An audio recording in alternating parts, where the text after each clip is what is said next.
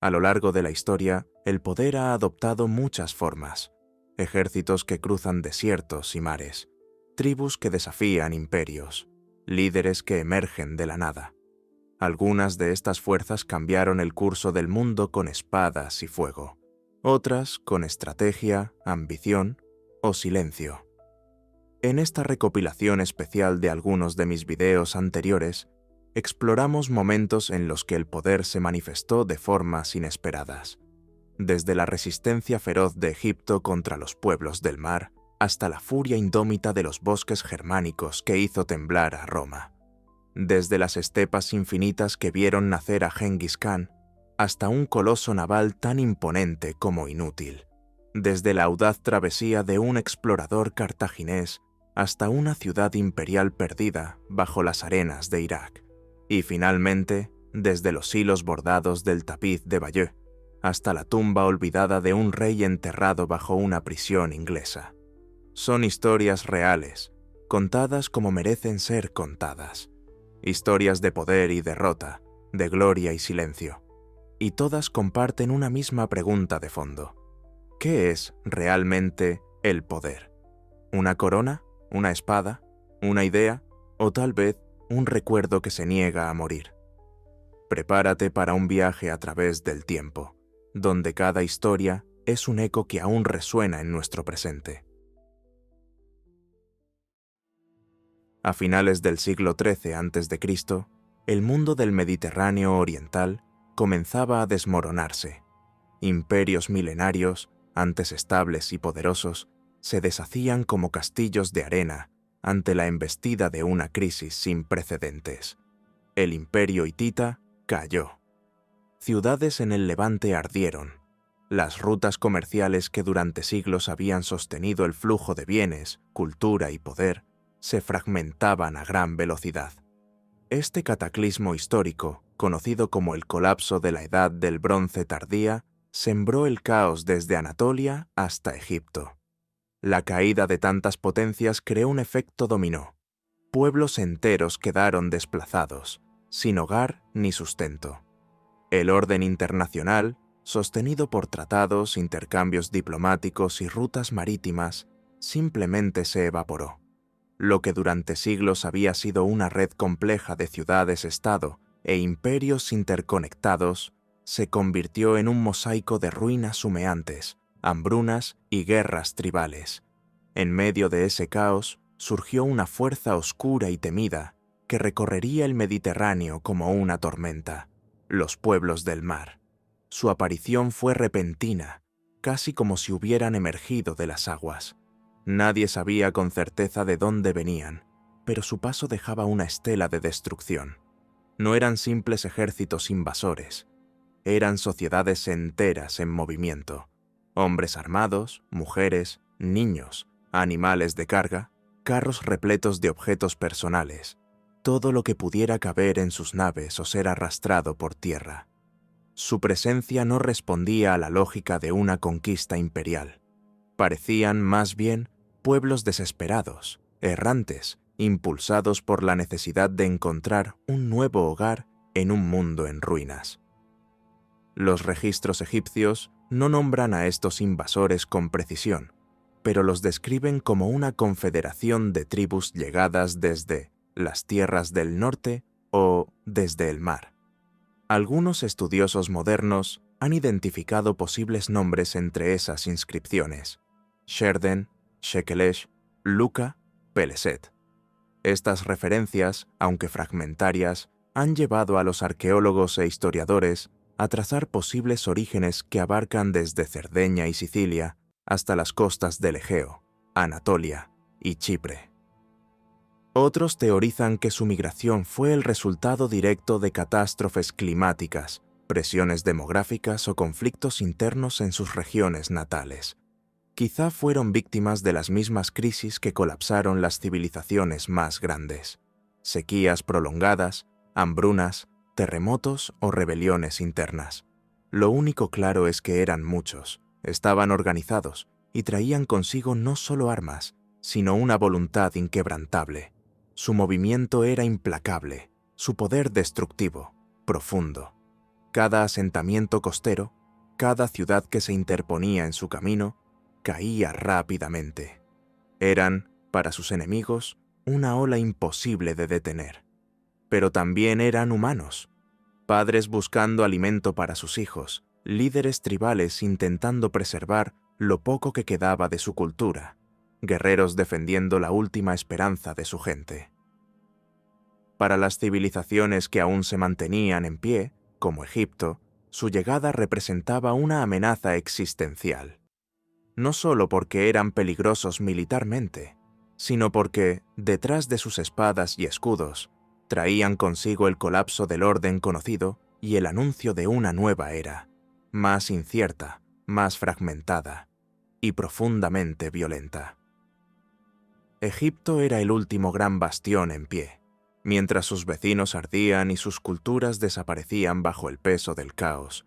El faraón Ramsés III, quien gobernaba entre los años 1186 y 1155 a.C., comprendía que su reino era ahora la línea final de defensa. Él no solo defendía sus tierras, sino también los restos del orden civilizatorio del mundo antiguo. Si Egipto caía, lo haría también la última columna de una era. La amenaza que se cernía sobre su reino era doble. Por un lado, un ataque terrestre a través del Levante, y por otro, una ofensiva aún más inquietante que se aproximaba desde el mar. La magnitud del peligro exigía una respuesta rápida y decidida. Ramsés actuó sin titubeos. Fortificó las entradas del delta del Nilo, punto vital de acceso hacia el corazón del país. Movilizó sus tropas hacia la frontera sur de Canaán, una región estratégica y primera línea de contención. Y en un gesto propio de los grandes caudillos, no delegó el liderazgo. Fue él mismo quien encabezó la campaña. En la batalla de Hai, en lo que hoy conocemos como el sur del Líbano, las fuerzas egipcias se enfrentaron a una parte del contingente terrestre de los pueblos del mar. Fue una victoria contundente. Ramsés logró frenar momentáneamente el avance enemigo por tierra, demostrando que Egipto aún conservaba la fuerza para resistir. Pero la guerra no había terminado. Desde el horizonte marino se acercaba la verdadera amenaza. Una flota inmensa, cargada no solo de guerreros, sino de pueblos enteros. Barcos llenos de hombres armados, pero también de mujeres, niños y enseres. Su objetivo era claro: desembarcar en el delta egipcio, establecerse en él por la fuerza y convertir el corazón de Egipto en su nuevo hogar. Ramsés no se dejó arrastrar por el pánico. Conocía los canales del Nilo mejor que nadie. Sabía que, si jugaba bien sus cartas, el río sagrado podía convertirse en un arma. Elaboró una estrategia detallada, basada en la geografía, la sorpresa y una comprensión profunda del enemigo. No se trataba simplemente de repeler una invasión. Debía desarticular por completo a esa fuerza migratoria antes de que tocara tierra egipcia. Así nació el plan: dejar que la flota enemiga se adentrara sin obstáculos en las intrincadas vías del delta, donde la movilidad sería reducida y el terreno favorecería a los defensores. Una vez dentro, atraparlos, cortarles la retirada y atacarlos desde todas las direcciones al mismo tiempo. Era una apuesta arriesgada, pero era también la única manera de vencer a un enemigo que no temía la muerte, porque no tenía ya nada que perder. El destino de Egipto, y quizás el último suspiro del mundo de la Edad del Bronce, dependía ahora de esa maniobra. La trampa se cerró con precisión quirúrgica. Según las inscripciones conservadas en el templo de Medinet Habu, el gran santuario funerario de Ramsés III, el faraón ejecutó su plan con una paciencia letal. Permitió que la flota enemiga se adentrara sin resistencia por los canales del delta, como si Egipto estuviera indefenso. Las embarcaciones de los pueblos del mar, confiadas por la falta de oposición, avanzaron río arriba. Ignoraban que cada remo los acercaba más a una emboscada diseñada para no dejar sobrevivientes. Las aguas del delta se estrechaban entre bancos de tierra y pasajes sinuosos. Allí, En ese laberinto natural se había dispuesto el escenario de la aniquilación. Cuando la flota enemiga se hallaba profundamente incrustada en los canales, los egipcios revelaron su jugada maestra. Desde las riberas cubiertas de vegetación, cientos de arqueros aparecieron como sombras, apuntando desde posiciones elevadas y protegidas. Desde otras embarcaciones escondidas entre los juncos, más arqueros se sumaron al ataque. Al sonido de una señal, probablemente dada por el propio faraón o uno de sus generales, la lluvia de flechas comenzó. Las primeras oleadas sembraron el pánico. Las flechas egipcias, disparadas con arcos potentes y bien entrenados, perforaban las cubiertas de madera y los escudos improvisados. Remeros y guerreros caían sin siquiera alcanzar sus armas. Los gritos se mezclaban con el golpeteo del caos en el agua. Varios barcos enemigos, desorientados y sin control, chocaban entre sí o encallaban. Algunos intentaron huir hacia la orilla, pero allí encontraron un obstáculo inesperado. Largas estacas de madera, afiladas y enterradas en la arena del río, diseñadas específicamente para impedir el desembarco. Fue entonces cuando la flota egipcia, ligera y ágil, entró en escena. A diferencia de los pesados barcos de los invasores, construidos para travesías largas pero poco aptos para maniobras cerradas, las embarcaciones egipcias eran pequeñas, rápidas y perfectamente adaptadas al terreno fluvial del delta. Atacaron desde los flancos y la retaguardia, embistiendo con precisión. Los marinos lanzaron garfios y abordaron los navíos enemigos en medio del caos. Sobre las cubiertas mojadas y cubiertas de cuerpos, comenzó un combate salvaje. Cuerpo a cuerpo, sin cuartel, entre marinos y soldados, con espadas, hachas y dagas.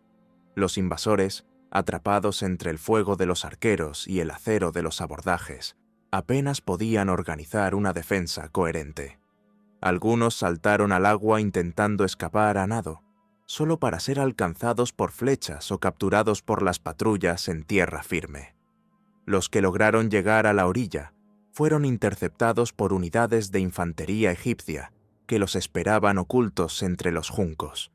En pocas horas, lo que había comenzado como una invasión se convirtió en una carnicería. El río, antes sagrado y generoso, ahora se teñía de rojo. Cuando el humo se disipó, las aguas del delta estaban cubiertas de cadáveres, restos de barcos y armas abandonadas. El Nilo, que por siglos había sido fuente de vida y fertilidad, era ahora testigo mudo de una masacre.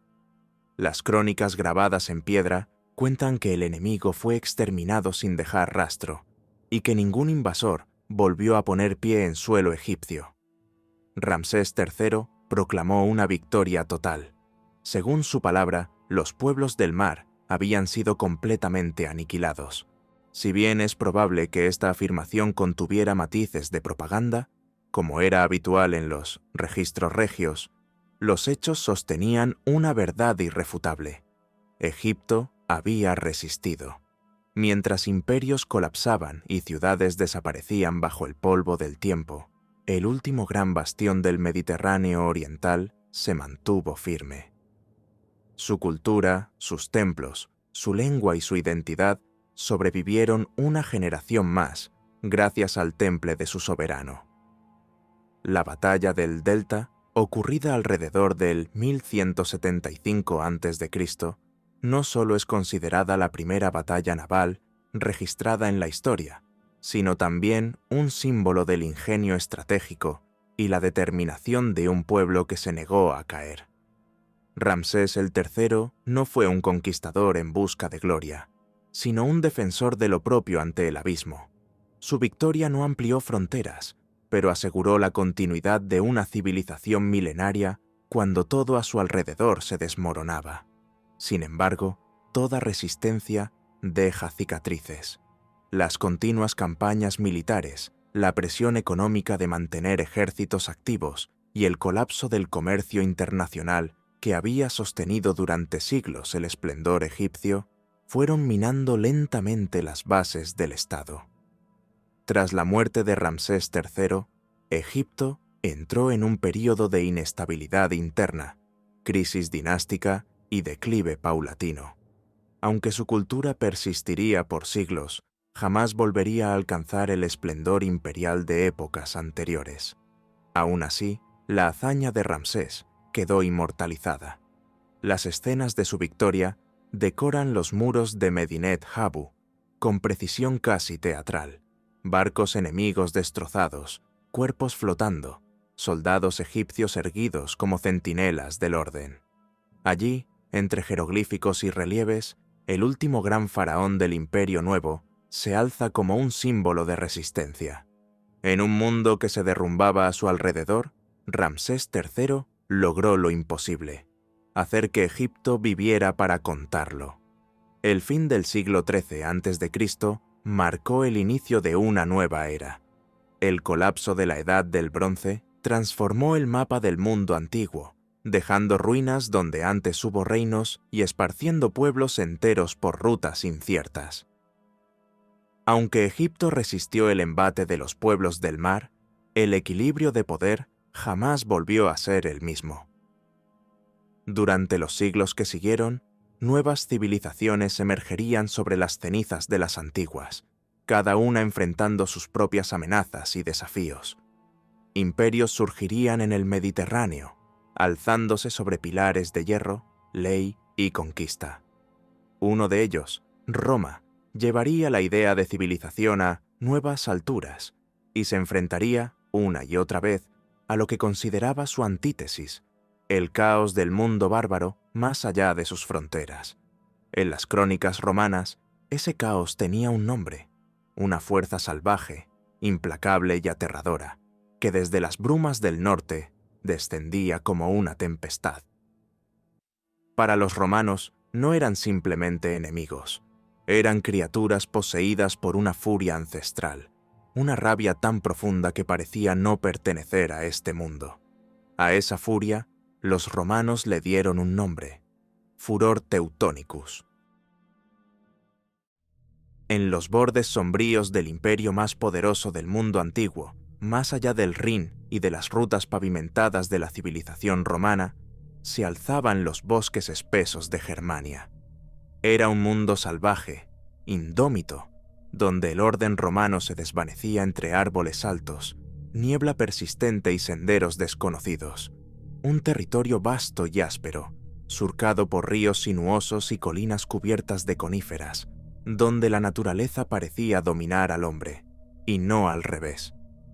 Allí, entre los claros del bosque y las aldeas ocultas por la vegetación, vivían tribus guerreras que los romanos apenas comprendían, pero temían profundamente. Su forma de vida, sus costumbres y su relación con la guerra desconcertaban a la mentalidad romana. No cultivaban ciudades, no erigían templos de mármol ni palacios adornados con mosaicos. Vivían dispersos, rindiendo culto a dioses que habitaban en los árboles y en los rayos, y celebraban pactos de sangre alrededor del fuego. El miedo de Roma hacia estas tribus no era irracional ni fruto de la imaginación. Había algo en esos pueblos del norte que desafiaba no solo su poderío militar, sino también la misma lógica que sostenía su civilización. Eran hombres que no temían morir, que no luchaban por botín o conquista, sino por orgullo, por venganza o por la gloria de su clan. Su guerra era personal, visceral. Cada combate era una afirmación de identidad, un grito primitivo en medio del orden de mármol romano.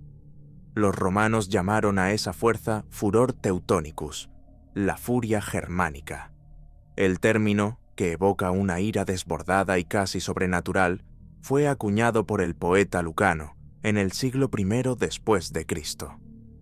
En su épica obra Farsalia, una narración de las guerras civiles que desgarraron la República, Lucano utilizó esta expresión para describir a los guerreros germánicos como poseídos por un frenesí de combate, una especie de rabia sagrada que los volvía imparables.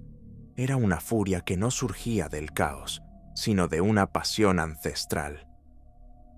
Para los romanos, no era solo valentía o estrategia. Era una locura guerrera, una ferocidad sin freno, como si al luchar entraran en trance, olvidando el dolor, el miedo y la razón misma. Pero detrás de la palabra y del mito había encuentros reales, sangrientos, brutales y profundamente traumáticos para Roma. A medida que la República se expandía hacia el norte, creyéndose invencible, el choque con los pueblos germánicos reveló una realidad distinta. La frontera era porosa, y más allá de ella, la resistencia no solo era posible, era feroz. En el siglo II a.C., Roma vivió uno de los momentos más oscuros de su historia militar, la Guerra Cimbria. Una vasta migración de tribus, principalmente los cimbrios y los teutones, comenzó a descender desde las tierras frías del norte, arrastrando consigo pueblos enteros. No se trataba de una expedición militar convencional. Eran masas en movimiento, guerreros, mujeres, ancianos, niños, ganado, carros, todo un pueblo buscando nuevos horizontes, empujado quizá por el hambre, el clima o el conflicto, pero su avance era implacable y su paso devastador. Cruzaron Europa central como una marea lenta pero constante, penetrando en Italia, la Galia y la Hispania romana. En el año 113 a.C., cerca de Noreia, en la actual Austria, un ejército romano enviado a detener su avance fue emboscado y arrasado. Más de 20.000 legionarios murieron. La noticia retumbó en Roma como un trueno en pleno foro. Pero lo peor aún estaba por venir. En el 105 a.C., en la llanura de Arausio, al sur de la Galia, se consumó el desastre. 2 comandantes romanos, enfrentados entre sí por rivalidades políticas, cometieron errores fatales. Sus fuerzas, divididas y mal coordinadas, fueron presa fácil de la coalición germánica. Lo que siguió fue una carnicería. Hasta 12 legiones romanas, unos 80.000 hombres incluyendo auxiliares y personal de apoyo, fueron aniquiladas en una sola jornada. Una de las peores derrotas de toda la historia de Roma. La República, conmocionada y sin respuestas, recurrió a un outsider, Cayo Mario. No era noble, no pertenecía a las grandes familias patricias, pero era un estratega brillante y un reformador sin miedo. Le dieron el mando y con él el destino de Roma. Mario no solo derrotó finalmente a los cimbrios y teutones años después, sino que transformó el ejército romano desde sus cimientos. Profesionalizó las legiones, fortaleció la disciplina y convirtió a los soldados en una fuerza permanente, no dependiente de los conscriptos terratenientes del pasado. Pero el daño simbólico ya estaba hecho. Roma había sobrevivido, sí. Había vencido, también. Pero la leyenda ya estaba escrita. Los pueblos germánicos no eran simplemente otro enemigo externo. Eran una pesadilla que podía regresar en cualquier momento. Y sobre todo, eran una advertencia. Más allá de las fronteras del imperio, el mundo seguía siendo indomable. Y como todas las pesadillas, regresó. Un siglo después de Arausio, en el año 9 después de Cristo, la furia germánica volvió a azotar a Roma con una violencia aún más devastadora. Esta vez no fue en las amplias llanuras del sur de la Galia, sino en los bosques oscuros y húmedos de Germania, donde la niebla no deja ver más allá de unos metros y los árboles se alzan como columnas de un templo sin dioses. Allí, 3 legiones romanas, la 17, 18 y 19, al mando del gobernador Publio Quintilio Varo, se internaron en territorio aparentemente pacificado. Varo confiaba en la lealtad de Arminio, un príncipe germano educado en Roma, quien había servido en las legiones como oficial auxiliar, pero esa confianza sería su perdición. Arminio no había olvidado sus raíces, ni las humillaciones que los suyos habían sufrido bajo el dominio romano. Ocultando sus intenciones, tejió una conspiración entre varias tribus germánicas. Fingiendo una revuelta menor, persuadió a Varo de marchar al interior del bosque para aplacarla. Era una trampa perfecta. Alejar a las legiones de sus fortalezas, forzarlas a una marcha larga y pesada, y conducirlas directamente hacia la emboscada. Durante 3 días, bajo una lluvia persistente y rodeados de barro, los romanos fueron atacados sin descanso. Los guerreros germánicos aparecían y desaparecían entre los árboles, lanzando proyectiles, derribando a los oficiales, cortando los flancos. La formación disciplinada de las legiones se deshacía entre el lodo. La columna romana, extensa y cargada de impedimenta, se volvió una presa fácil. Las trincheras naturales del bosque, los senderos angostos y las empalizadas improvisadas por los germanos convirtieron cada metro de terreno en una trampa mortal. Varo, incapaz de mantener la cohesión de sus tropas, ordenó resistir. Pero la resistencia fue inútil. Los centuriones caían, los estandartes desaparecían y el terror se extendía como una fiebre. En un acto final de desesperación, Varo se quitó la vida, incapaz de enfrentar la derrota. Cuando la matanza terminó, no quedó casi ningún romano con vida. Más de 20.000 soldados fueron exterminados. Fue una de las derrotas más humillantes y absolutas de toda la historia imperial. Y no solo fue una tragedia militar, fue un golpe psicológico para el alma de Roma. Según el historiador Suetonio, el emperador Augusto, al recibir la noticia, entró en un estado de conmoción. Caminaba por los pasillos de su palacio de noche, sin descanso, golpeándose la cabeza y repitiendo una súplica entre lamentos. «Varo, devuélveme mis legiones». El eco de esa frase quedó grabado en la memoria colectiva, porque no se trataba solo de 3 legiones perdidas. Era la constatación de que Roma, a pesar de su orden, sus leyes y su disciplina, no podía dominar completamente la furia del norte. A ojos del imperio, el furor Teutonicus había vuelto, tan implacable y aterrador como antes, ahora con rostro y nombre: Arminio. Aunque la historia tendía a romantizar a estos enemigos como salvajes desorganizados, la realidad era mucho más compleja. La emboscada de Arminio no fue un estallido de furia irracional, sino una maniobra calculada, fruto de una comprensión profunda de las debilidades romanas. Las tribus no eran una horda caótica. Sabían cuándo y dónde golpear, cómo explotar la rigidez táctica de las legiones, cómo desgastar al enemigo con astucia y ferocidad. Arminio, con su formación romana, había combinado la pasión de los suyos con la lógica militar del enemigo. Fue una síntesis letal, pero en la memoria colectiva romana, esos matices se diluyeron. Lo que quedó no fue el estratega ni el plan, fue la imagen del bárbaro furioso, el guerrero descontrolado, mitad hombre, mitad bestia. Roma necesitaba ese mito.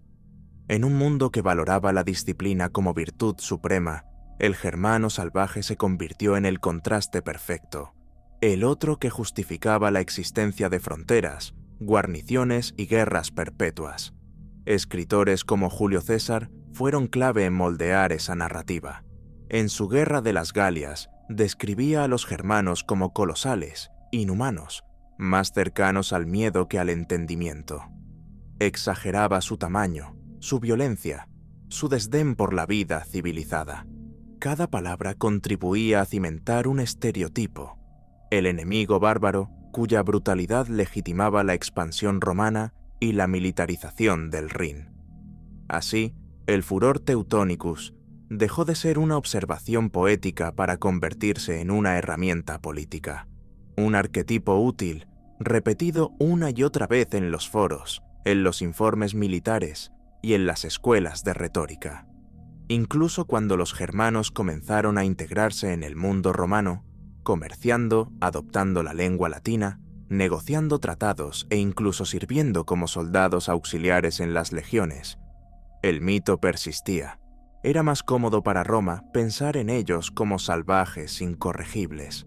Reconocer su capacidad de organización, su cultura oral, su estructura tribal o su sentido de la lealtad habría sido admitir que no eran tan distintos, y eso, Para una civilización obsesionada con el control y la jerarquía, era profundamente incómodo. El furor Teutonicus se convirtió entonces en un reflejo del propio temor romano, no solo hacia el enemigo exterior, sino hacia la posibilidad de que el orden, tan cuidadosamente construido, pudiera derrumbarse ante una fuerza más antigua, más visceral y más libre. Y luego, hacia finales del siglo I, un nuevo giro apareció en la narrativa. El historiador Tácito, en su obra Germania, presentó una imagen sorprendentemente distinta de los pueblos del norte.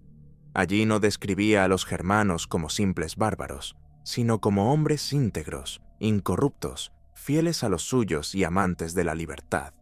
Los retrató como guerreros valientes y austeros, con un fuerte sentido del honor y un vínculo casi sagrado con la tierra, la familia y la tribu. Para Tácito, la virtud no estaba en las columnas de mármol ni en el bullicio de los foros, sino en la sencillez indómita de los bosques germánicos. En realidad, su retrato idealizado de los pueblos germánicos no era una exaltación del enemigo, sino una crítica velada a la decadencia de Roma. Al describirlos como nobles salvajes, Tácito sostenía un espejo frente a su propia civilización, una Roma que, a sus ojos, se había vuelto blanda, codiciosa y corrupta. Así, el furor Teutonicus ya no era solo una amenaza ni una excusa. Se convirtió también en símbolo de algo perdido. Ya no representaba únicamente el peligro que venía de fuera, sino la pasión que Roma había sacrificado en nombre del confort y del poder. Era, en cierto modo, un recordatorio de que la civilización también podía pudrirse desde dentro. A lo largo de los siglos, la furia germánica fue reinterpretada una y otra vez, como amenaza imparable, como mito fundacional del miedo, como arquetipo útil en la propaganda militar, y finalmente, como espejo de la virtud que Roma había olvidado. En su temor más profundo, el imperio reconocía algo que no podía borrar, ni con legiones ni con leyes, que al otro lado del Rin no solo había violencia, sino también voluntad, resistencia y una clase de fuerza que no se podía domesticar. Esa furia, desbordada o no, seguiría viva por siglos. Cruzaría épocas, renacería con otros nombres y otras causas, y un día, en las vastas estepas del Asia Central, volvería a emerger bajo una forma aún más implacable, la de un jinete joven, endurecido por el hambre, la traición y la guerra. Un hombre que no descendería de los bosques, sino del viento, y que no venía a resistir un imperio, sino a crear el suyo propio. Su nombre era Temujin, pero el mundo lo recordaría como Genghis Khan. En las inmensidades abiertas de las estepas euroasiáticas, donde el cielo parece no tener fin y el viento corta como cuchillas invisibles, nació un niño destinado a cambiar el curso de la historia. Un lugar donde los horizontes son amplios, pero la vida estrecha, donde cada día es una prueba impuesta por la tierra y el clima. Según la leyenda, el niño vino al mundo con un coágulo de sangre en la palma de la mano, un presagio oscuro y poderoso, interpretado por los ancianos como señal de un guerrero formidable, un conquistador en ciernes. Su nombre fue Temujin, y su nacimiento tuvo lugar hacia el año 1162, cerca de las aguas frías del río Onón, en lo que hoy es el corazón de Mongolia. Aquel niño no nació entre muros de piedra ni bajo techos dorados, sino en una tienda de fieltro en medio de la vastedad, donde el frío cala hasta los huesos y el futuro depende de la capacidad de resistir. No fue criado por cortesanos ni tutores ilustrados, sino por la naturaleza implacable y por una madre endurecida por la necesidad. Era hijo de un jefe menor de clan, Yasugei, un hombre respetado, pero cuyo poder se sostenía más por acuerdos tribales y alianzas circunstanciales que por fuerza militar. Su autoridad era tan firme como el viento que cruzaba la estepa, presente pero cambiante. Y aunque su linaje le daba un estatus relativo entre las tribus, el mundo al que llegó Temujin era duro, crudo y ferozmente competitivo, donde el respeto debía ganarse y donde la lealtad era un bien escaso. Desde el principio, la vida le enseñó una lección que llevaría grabada en lo más profundo. La seguridad es efímera. El poder puede parecer eterno, pero en realidad es una ilusión que se deshace en un instante, al menor descuido, al menor gesto de debilidad. Cuando Temujin tenía alrededor de 9 años, esa verdad se volvió carne. Su padre, Yasugei, fue envenenado por enemigos durante un banquete, una traición disfrazada de hospitalidad. Con su muerte repentina, todo el frágil equilibrio de la familia se vino abajo. Las tribus que una vez los apoyaron se dispersaron como arena al viento. Nadie quería comprometerse con una viuda y un grupo de niños sin protector. La madre de Temujin, Huelun, fue entonces quien tomó el timón de esa familia rota. No tenía ejércitos, ni tierras, ni aliados, solo su instinto y su determinación. Guió a sus 7 hijos a través de la miseria con una fortaleza que asombraría incluso a sus enemigos. Sobrevivieron como pudieron, comiendo raíces que arrancaban de la tierra congelada, pescando en arroyos helados, cazando ratones y pequeños animales con trampas rudimentarias, sacando sustento de donde no lo había. Fue una infancia sin juegos, sin treguas, sin margen para la debilidad, y fue esa infancia la que dejó una marca imborrable en el corazón de Temujin, que aprendió desde muy temprano que el hambre, la traición y el abandono eran parte del mundo tanto como el sol o la nieve. La adversidad no vino solo desde fuera, también nació dentro del propio círculo familiar, como una semilla amarga plantada en el terreno ya árido de la necesidad. Entre los hermanos que compartían tienda y hambre, surgieron disputas por el liderazgo del pequeño grupo. El más conflictivo fue Vector, medio hermano mayor de Temujin, quien comenzó a imponer su voluntad con dureza, intentando establecer su autoridad sobre los demás. Lo que siguió fue una rivalidad silenciosa pero tensa, una lucha de miradas, decisiones y pequeños gestos que se acumulaban como brasas bajo la superficie. Finalmente, la tensión estalló. Temujin, con apenas una década de vida, comprendió que ceder ante el dominio de su hermano significaría desaparecer como individuo y como líder. Junto con su hermano menor, Kasar, tomó una decisión que marcaría su destino. Mataron a Vector. Lo hicieron con sus propias manos, sin mediadores ni ceremonias. Fue un fratricidio, una mancha imborrable, silenciado en las crónicas oficiales, pero narrado sin rodeos en el secreto de los mongoles, el documento más íntimo y honesto sobre su vida. Un acto brutal, sí, pero también revelador. Temujin había aprendido que en su mundo, el liderazgo no se pedía, se tomaba. La autoridad no se heredaba, se conquistaba. Los años que siguieron no ofrecieron respiro. Fue una adolescencia marcada por la constante amenaza. En una de esas etapas de vulnerabilidad, Temujin fue capturado por una tribu rival que lo consideraba una amenaza creciente. Fue encadenado con una argolla de madera al cuello, una humillación pública, y mantenido como prisionero, vigilado como si fuera un animal salvaje. Sin embargo, su espíritu no se quebró. Mientras permanecía atado, no solo soportó el cautiverio, observó, escuchó, esperó. No hubo desesperación, solo paciencia. Y una noche, cuando los vigilantes bajaron la guardia, Temujin ejecutó su fuga. Derribó a su guardia, huyó entre los matorrales, se escondió entre cañaverales y cruzó los ríos helados a oscuras. Fue una carrera por la vida, solo contra el mundo. En ese camino incierto, un hombre desconocido se arriesgó a ayudarlo. Le dio refugio, ocultándolo de los cazadores que lo buscaban. Aquel acto de compasión no fue olvidado. Al contrario, plantó una semilla en el pensamiento de Temujin. Comprendió que el respeto puede ser impuesto, pero la verdadera lealtad solo puede ser inspirada. y que el vínculo más poderoso entre un líder y su gente no nace del miedo, sino del reconocimiento mutuo. Libre nuevamente, y con las primeras cicatrices profundas de su destino ya marcadas en el cuerpo y el alma, Temujin comenzó a forjar su camino. No tenía poder formal ni aliados influyentes, pero poseía algo más difícil de encontrar: visión.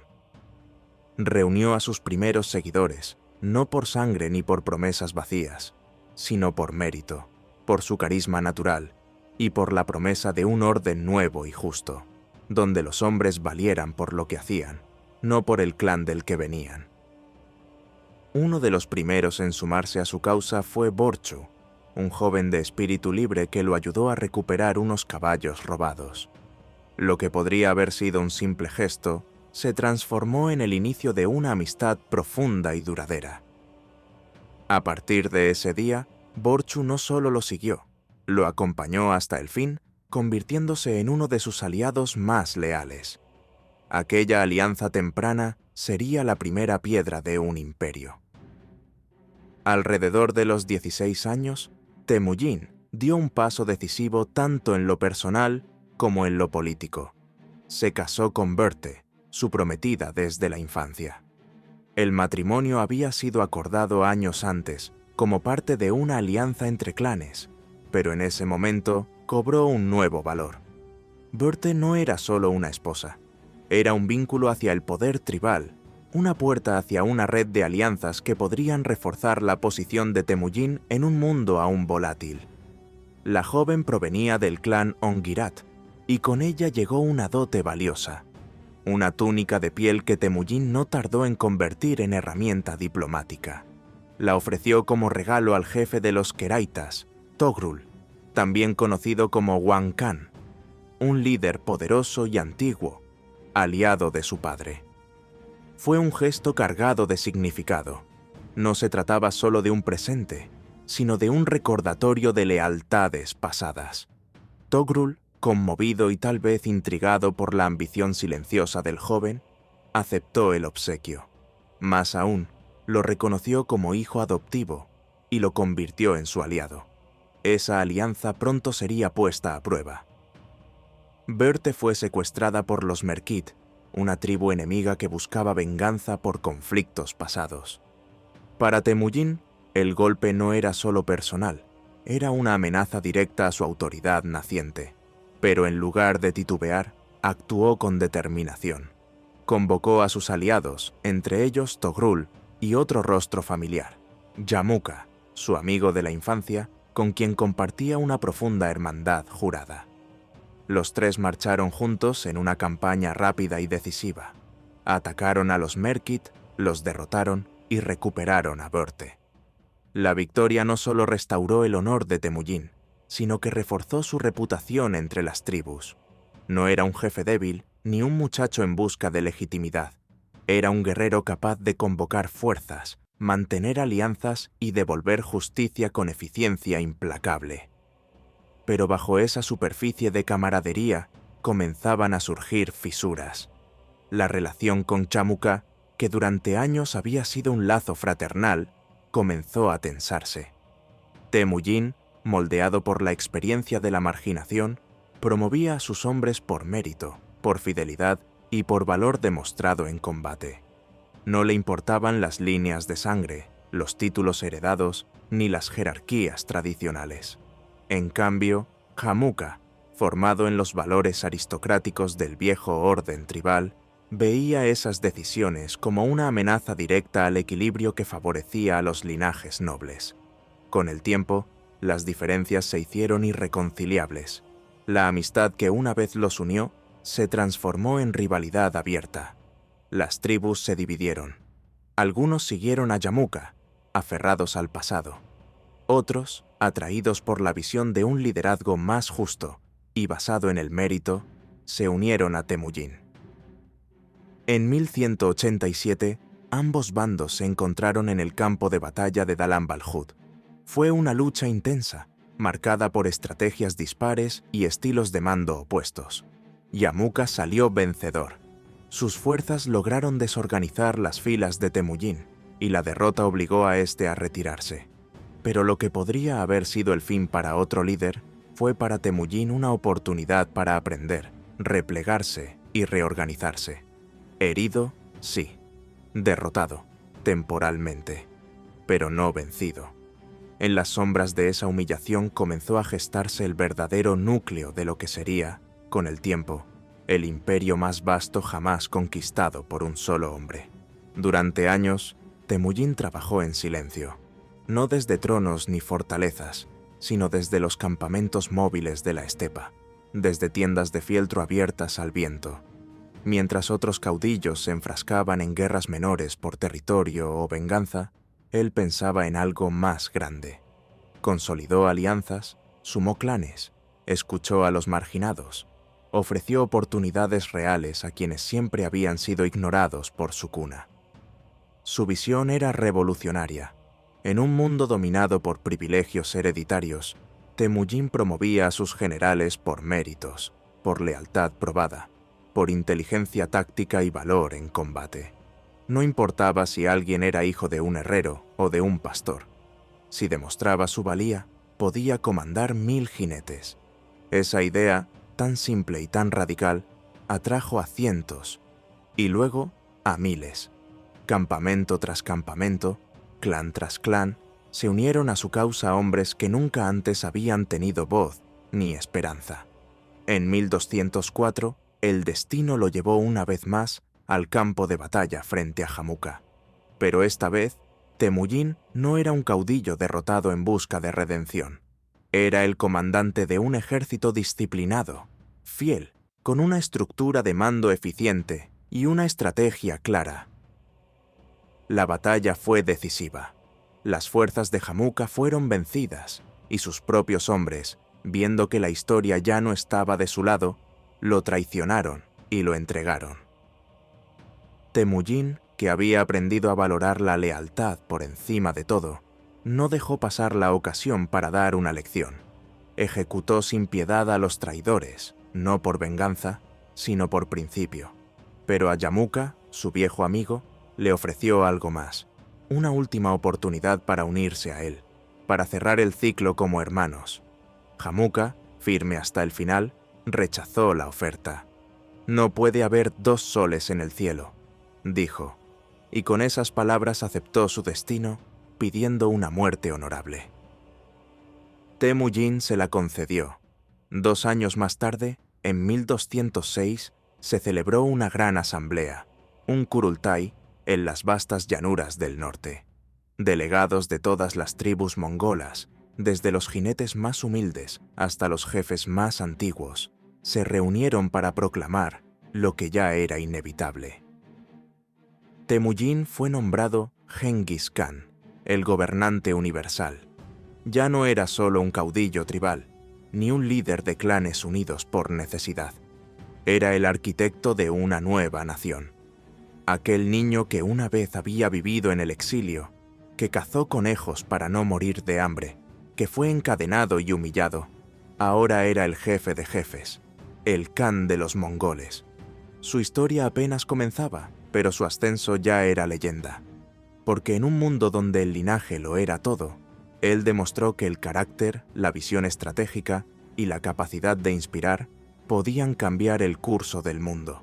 Y así, mientras los tronos del sur se ocupaban de intrigas palaciegas y los reinos del oeste se perdían en sus propias guerras, en el corazón de Asia soplaba un viento nuevo, uno que, muy pronto, se convertiría en tormenta. Pero no toda historia gira en torno a imperios y guerras. A veces, el símbolo del poder no es una espada, sino una nave, y en las costas del mar Báltico, siglos después, surgiría otro coloso. No de sangre, sino de madera. No conducido por jinetes, sino por marineros. Una ciudad flotante nacida para la guerra, que nunca llegó a combatir. Su nombre, Adler von Lübeck. En el siglo XVI, Europa se encontraba en una encrucijada turbulenta. Las guerras religiosas, los conflictos dinásticos y la creciente ambición territorial de reinos y ciudades-estado alimentaban un clima constante de tensión. Era una época de alianzas frágiles, rivalidades latentes y ambiciones marítimas que se entrelazaban en cada rincón del continente. En el norte, las aguas del mar Báltico se convirtieron en un tablero estratégico vital, donde cada puerto y cada ruta comercial era codiciado. Allí, entre el viento salado y las velas desplegadas, se libraban batallas silenciosas por la supremacía económica y militar. En medio de ese escenario tenso, una ciudad decidió hacer una declaración sin palabras. Construir algo tan imponente que bastara verlo para entender su mensaje. Una nave de proporciones épicas, no solo destinada a dominar los mares, sino a infundir respeto, temor y admiración. Así nació el Adler von Lübeck, el Águila de Lübeck, una embarcación que, con el paso del tiempo, sería recordada como el mayor barco de guerra del siglo XVI. La iniciativa partió de la poderosa Liga Hanseática, una confederación de ciudades mercantiles del norte de Europa, y más específicamente de la ciudad de Lübeck, uno de sus miembros más influyentes. Con siglos de tradición en el comercio marítimo, Lübeck no solo era un centro económico, sino también una ciudad con aspiraciones políticas. En el contexto de la Guerra Nórdica de los 7 años, 1563 a 1570, un conflicto que enfrentaba a Dinamarca-Noruega contra Suecia por el control del Báltico, Lübeck se alineó con Dinamarca y decidió que era momento de demostrar su poder con hechos. Y lo haría a través de una obra naval sin precedentes. La construcción del Adler comenzó bajo el signo de la ambición desmesurada. Se diseñó como una fortaleza flotante, pensada para resistir cualquier embate y dominar el mar por presencia tanto como por fuerza. Su casco se extendía a lo largo de casi 78 metros. Una proeza en una época donde la mayoría de los navíos de guerra apenas superaban los 30. Y desplazaba unas impresionantes 2.000 toneladas. La nave contaba con 4 mástiles imponentes que sostenían velas enormes, capaces de impulsarla como un titán sobre las olas, y 3 cubiertas completas, reforzadas para soportar el peso del armamento y la tropa. Estaba equipada con más de 100 cañones distribuidos estratégicamente a lo largo de sus costados, convirtiéndola en una amenaza seria para cualquier flota enemiga. Además, tenía capacidad para transportar a bordo hasta 1000 hombres, marineros experimentados, soldados preparados para el abordaje, artilleros, oficiales y todo un contingente logístico. Desde la distancia, el perfil del Adler se alzaba como una ciudad en movimiento. Alto, robusto, decorado con detalles finamente tallados y pintado con colores vivos, lucía como un palacio flotante. Pero bajo esa apariencia casi ceremonial, latía el espíritu de una máquina de guerra. Fue diseñado no solo para combatir, sino para impresionar. Cada línea de su estructura, cada curva de sus tallados, cada pigmento de sus colores hablaba el lenguaje de la ostentación. Era una obra de arte flotante, una manifestación de riqueza y poder destinada a enviar un mensaje claro. Lübeck no era solo un actor comercial, era también una potencia militar digna de respeto. Sus adornos minuciosamente tallados en madera noble, sus escudos pintados con heráldica detallada y sus mástiles elevándose como torres sobre el mar, lo hacían inconfundible a la vista. El Adler von Lübeck no era solo una nave, era un espectáculo, pero esa grandeza también fue su maldición. El Adler era, simplemente, demasiado grande para maniobrar con agilidad en las estrechas y poco profundas aguas del mar Báltico.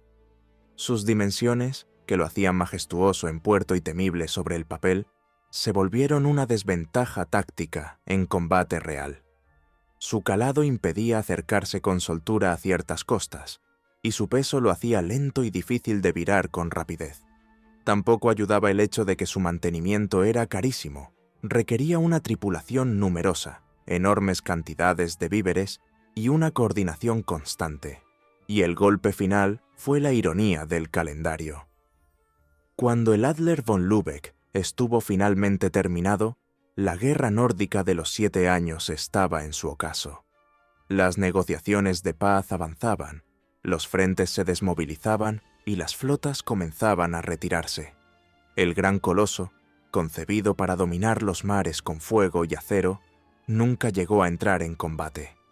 No disparó un solo cañón en batalla. No abordó ningún enemigo. No enfrentó tormentas de hierro, solo el lento paso del tiempo. Sin embargo, su historia no terminó con el fin de la guerra. Ante la ausencia de un conflicto que justificara su existencia como buque de guerra, el Adler fue reconvertido en un barco mercante. Su tamaño, antes símbolo de poderío militar, se adaptó a una nueva función: transportar mercancías en volúmenes hasta entonces impensables. Trigo, sal, madera, telas, metales. El navío comenzó a surcar las rutas del norte, como una gigantesca mula del mar, uniendo puertos desde los Países Bajos hasta el Báltico Oriental. Ya no intimidaba con su artillería, ahora asombraba con su capacidad de carga. Era una ciudad flotante no de guerra, sino de comercio. Transportaba no soldados, sino bienes, no pólvora, sino aceite y grano. Y aunque su esplendor inicial fue concebido para el conflicto, el Adler von Lübeck encontró una segunda vida menos heroica, pero igualmente esencial, la de ser el eslabón entre economías, el puente silencioso que conectaba mercados y sostenía ciudades. Finalmente, a finales del siglo XVI, el destino del Adler von Lübeck llegó a su fin. Sin guerras que lo reclamaran, sin enemigos que enfrentar, ni rutas nuevas que explorar, el coloso se volvió una carga. Su mantenimiento, titánico en recursos y esfuerzo, se volvió insostenible para una ciudad que ahora miraba hacia nuevas prioridades. El mundo cambiaba, las estrategias navales evolucionaban, y las naves monstruosas, símbolo de una grandeza extinta, ya no tenían lugar. No hubo ceremonia de despedida, no hubo honores militares ni canciones en el puerto. Fue desmantelado en silencio, como una reliquia que ya no encajaba en su tiempo. Parte por parte, su madera fue retirada, sus cañones desmontados, sus mástiles cortados. Lo que había sido un emblema de ambición naval y poder político desapareció sin dejar más rastro que el recuerdo. Pero ese recuerdo persistió. El Adler von Lübeck dejó un eco, no uno de gloria en el campo de batalla, sino de reflexión, el eco de una época en la que la grandeza se medía en madera, en velas desplegadas al viento, en quillas que partían mares como cuchillos. Una era en la que la ingeniería, la política y la vanidad convergieron en una obra que no conoció el fuego de la guerra, pero que aún así sigue hablándonos desde el pasado, porque no todas las hazañas se escriben en sangre.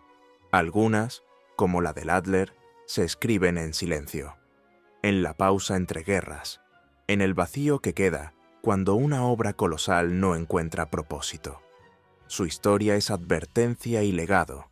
Incluso el poder más impresionante es inútil si no sabe para qué existe. Pero no todos los barcos nacieron para la guerra. Algunos surcaron el mar no con cañones, sino con preguntas. Casi 2000 años antes del Adler, otro navío partió de la costa africana con un propósito mucho más incierto. No buscaba batallas ni imponía fuerza. Buscaba los límites del mundo. El hombre que lo comandaba se llamaba Hanón, y su viaje lo llevaría hacia lo desconocido, y más allá. En el siglo V antes de nuestra era, la ciudad-estado de Cartago, una potencia marítima por excelencia en el Mediterráneo occidental, se embarcó en una de las expediciones más ambiciosas y atrevidas de toda la antigüedad. Esta empresa no fue simplemente una travesía más en busca de comercio o exploración, sino una auténtica odisea que pretendía ampliar las fronteras del mundo conocido por los cartagineses. A la cabeza de esta misión se encontraba Hanón el Navegante, un explorador de leyenda cuya fama se mantendría viva durante siglos. Su propósito era claro y a la vez audaz: zarpar con una flota de 60 naves a través del estrecho de Gibraltar, adentrándose en las desconocidas aguas del Océano Atlántico, con la intención de expandir el alcance de Cartago, fundar nuevos asentamientos estratégicos y, posiblemente, descubrir fuentes de riqueza escondidas a lo largo de las enigmáticas costas del África Occidental. Este extraordinario viaje quedó registrado en un documento antiguo, atribuido al propio Hanón, un diario de navegación que ha sobrevivido como testimonio directo de aquella epopeya.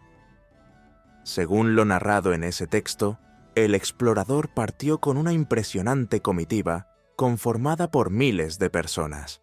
Algunos relatos de la época, quizás exagerados por la tradición o el simbolismo, afirman que lo acompañaban unos 30.000 colonos. Sin embargo, los historiadores modernos, aplicando criterios más realistas y logísticos, estiman que el número verdadero debió rondar los 5.000 participantes, lo cual sigue representando una cifra colosal para una expedición marítima de aquella época. La intención principal de esta expedición era clara: establecer una serie de asentamientos permanentes en tierras lejanas y trazar nuevas rutas comerciales que pudieran fortalecer el poder económico y político de Cartago.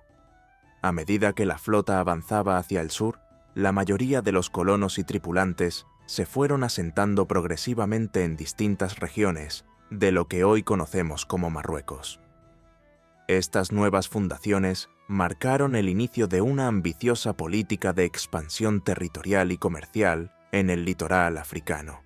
Entretanto, Hanón, junto con un grupo selecto de navegantes y exploradores de confianza, continuó la travesía hacia el sur, adentrándose cada vez más en regiones desconocidas, impulsado por la determinación de llevar a Cartago más allá de los límites del mundo conocido. Tras establecer múltiples colonias a lo largo de la costa atlántica del norte de África, entre ellas Timiaterion, y levantar templos dedicados a sus deidades, la flota liderada por Hanón continuó su avance hacia lo desconocido. Abandonaron la relativa familiaridad del entorno mediterráneo y se adentraron en territorios cada vez más extraños y remotos. Su rumbo los llevó hasta las proximidades del gran río Lixos, donde entablaron contacto con los lixitas, un pueblo pastoril que vivía en armonía con la tierra y el ganado. Los lixitas recibieron a los cartagineses con hospitalidad, ofreciéndoles alimento, descanso y lo que sería crucial para el resto de la travesía: intérpretes que los acompañarían en su camino por tierras cuya lengua y costumbres les eran completamente ajenas. Acompañado ahora por estos nuevos guías, Hanón se internó aún más hacia el sur, bordeando costas cada vez más áridas, donde el paisaje desértico dominaba el horizonte. Día tras día, la flota recorría kilómetros de litoral inexplorado, enfrentándose a condiciones climáticas extremas y navegando en aguas poco conocidas. Fue entonces cuando alcanzaron la bahía de Kerne, una ubicación estratégica que se convertiría en su último bastión, antes de aventurarse en territorios que ningún cartaginés había pisado jamás. Allí establecieron un asentamiento que funcionaría como base de operaciones, punto de reabastecimiento y eventual refugio en caso de que el retorno se hiciera necesario. Desde Kerne, el viaje se volvió aún más temerario. Durante 12 días, la flota se adentró en una franja costera de la que no existía conocimiento alguno. Los vientos del Atlántico empujaban sus naves a través de mares desconocidos, mientras el paisaje se transformaba en un entorno selvático, exuberante y al mismo tiempo inquietante. A lo largo del litoral, las noches eran iluminadas por extraños resplandores, innumerables fuegos que parpadeaban a lo lejos, como señales de civilizaciones ocultas o rituales ancestrales. En tierra firme encontraban árboles de aromas intensos y colores que nunca antes habían visto, y se toparon con pueblos cuyas lenguas resultaban incomprensibles incluso para sus intérpretes lixitas, señal de que estaban muy lejos de cualquier cultura conocida del norte de África. Pero el momento más sobrecogedor llegó cuando divisaron, a la distancia, una impresionante erupción volcánica que rompía la oscuridad de la noche. Una lengua de fuego se alzaba hacia el cielo, proyectando una luz rojiza que bañaba el mar. Al amanecer, la naturaleza del fenómeno quedó al descubierto. Una imponente montaña volcánica, aún activa, cuya presencia dominaba el horizonte. Era el Monte Camerún, y los cartagineses, maravillados y temerosos, lo bautizaron como el Carro de los Dioses, convencidos de que aquello era una manifestación divina. Sin embargo, lo más insólito del viaje aún estaba por suceder. En una isla apartada, rodeada por una laguna salada y selvática, la expedición se topó con unas criaturas que no se parecían a ningún ser conocido. Eran peludas, de aspecto simiesco, feroces y sorprendentemente ágiles. Los exploradores intentaron capturarlas, pero los machos se defendieron arrojando piedras desde las alturas y huyeron entre los árboles. Solo lograron atrapar a 3 hembras, las cuales, al resistirse, fueron sacrificadas. Hanón y su tripulación las llamaron gorili, un nombre que quedaría grabado en la historia. Las pieles de estas criaturas fueron conservadas y llevadas de regreso a Cartago como prueba tangible de un mundo salvaje y desconocido que se extendía más allá de los confines del mundo mediterráneo. Los cartagineses intentaron capturar a las misteriosas criaturas, pero los machos, más grandes y agresivos, se defendieron con una astucia y una fuerza que sorprendieron incluso a los marineros más curtidos. Desde lo alto de la maleza densa, arrojaban piedras y chillaban con furia antes de escabullirse entre los árboles, desapareciendo como sombras en la espesura. Fue un enfrentamiento breve pero tenso, que dejó una fuerte impresión en la tripulación. Solo consiguieron apresar a 3 hembras, más pequeñas y menos ágiles. Sin embargo, al resistirse y negarse a ser dominadas, las criaturas perecieron en el forcejeo. Sus cuerpos fueron desollados y las pieles cuidadosamente preservadas. Estas pieles, al regresar, serían depositadas en el templo de Tanit, en Cartago, donde permanecieron durante siglos como prueba del insólito hallazgo. Aunque los documentos no ofrecen una descripción científica, las características mencionadas, su pelaje denso, comportamiento combativo y apariencia humanoide, han llevado a muchos especialistas a considerar que Hanón fue, posiblemente, el primer europeo en documentar el encuentro con gorilas, o quizás con chimpancés. De hecho, el término griego gorili, que aparece en el relato, sería la raíz etimológica del nombre que hoy damos a estos primates. Con las reservas de víveres menguando y los ánimos templados por la magnitud de lo vivido, Hanón tomó una decisión crucial. Era momento de regresar. Habían alcanzado el umbral del mundo conocido y más allá. Pero ahora, el desafío sería la vuelta.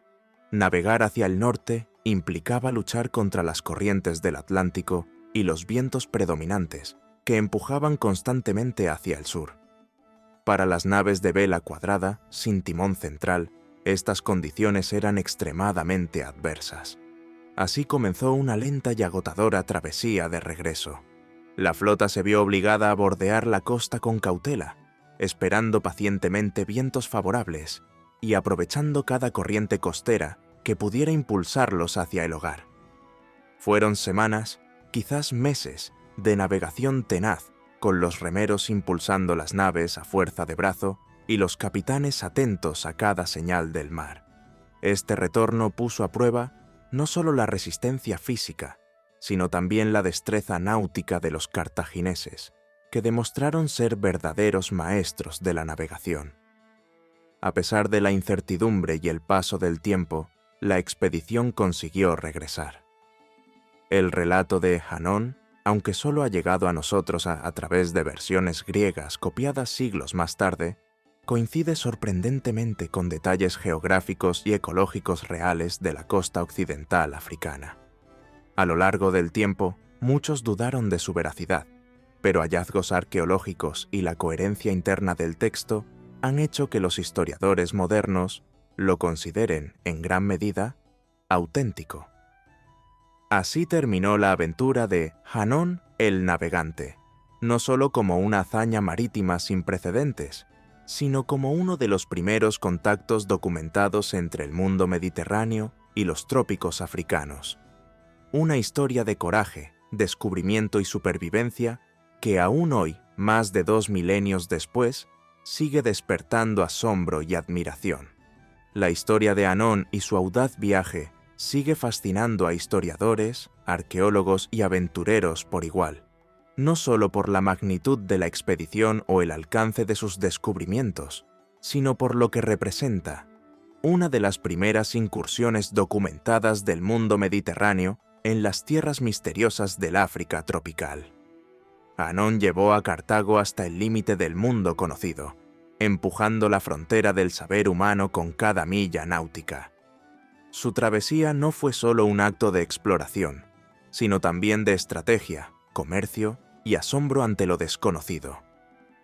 Entre los muchos logros de esta empresa destaca un episodio singular, el encuentro con los gorilli, criaturas salvajes que, con el tiempo, han sido identificadas como gorilas o chimpancés. Este momento quedó grabado como uno de los primeros testimonios escritos del contacto entre humanos y grandes simios africanos, siglos antes de que Europa volviera su mirada al continente negro con ojos coloniales o científicos. Lo que Hannón y su tripulación vivieron se convirtió en leyenda. Sus observaciones, sus mapas y las pieles que trajo consigo alimentaron durante siglos la curiosidad de quienes buscaban comprender los confines del mundo.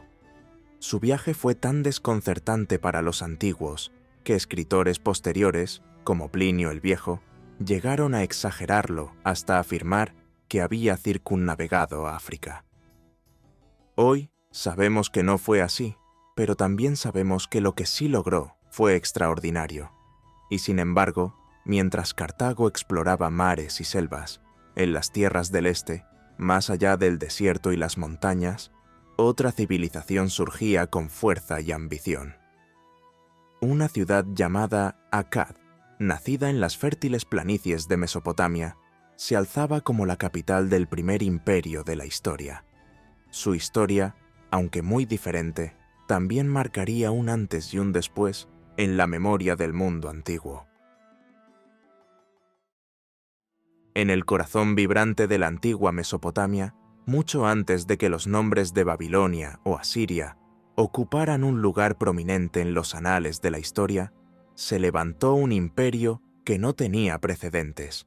Fue una civilización que marcaría un punto de inflexión en la historia de la humanidad. Su artífice fue Sargón de Akkad, una figura extraordinaria cuyo ascenso desde una posición humilde, copero real al servicio de la corte, hasta convertirse en el soberano de un vasto territorio, transformó de manera radical el panorama político y cultural del mundo conocido. Hacia el año 2340 a.C., Sargón logró lo que nadie antes había conseguido: unificar a los diversos pueblos de Sumeria bajo un mismo estandarte, imponiendo su autoridad no solo por la fuerza, sino también mediante una hábil estrategia de control territorial y cohesión administrativa. Con sus conquistas, extendió el dominio acadio por gran parte del cercano Oriente, abarcando regiones que iban desde el Golfo Pérsico hasta el Mediterráneo, desde las montañas del Zagros hasta el norte de Siria. La ciudad de Akkad, centro neurálgico de esta nueva potencia, se convirtió en algo más que una capital. A diferencia de otras urbes mesopotámicas tradicionales como Ur, Lagash o Nippur, ciudades-estado que ejercían poder de forma autónoma, Akkad representaba una visión completamente distinta del orden político. Era la sede de un imperio centralizado, una metrópoli imperial que simbolizaba el nacimiento de una nueva era, la era del dominio unificado, de la expansión sistemática y de la ambición como motor de la civilización. Desde esta ciudad, que probablemente se alzaba sobre una de las rutas comerciales más importantes de la región, Sargón gobernaba con mano firme.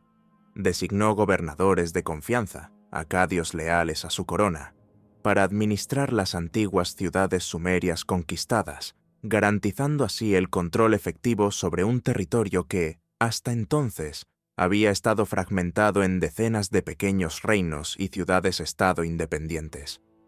Fue una operación de ingeniería política que no solo impuso un nuevo orden, sino que sentó las bases para lo que hoy entendemos como un sistema imperial. Además, comprendiendo que ningún imperio podía sostenerse sin una fuerza armada sólida, Sargón organizó lo que se considera el primer ejército profesional permanente del que se tiene registro. Compuesto por aproximadamente 5.000 soldados, esta fuerza estaba entrenada, equipada y disponible en todo momento para sofocar rebeliones, defender las fronteras y extender aún más el territorio del imperio. Esta innovación militar le permitió no solo mantener el control interno, sino también proyectar el poder de Akkad a una escala jamás vista en la región. Bajo el firme liderazgo de Sargón, no solo se transformó la estructura política y militar del mundo mesopotámico, sino también su identidad cultural.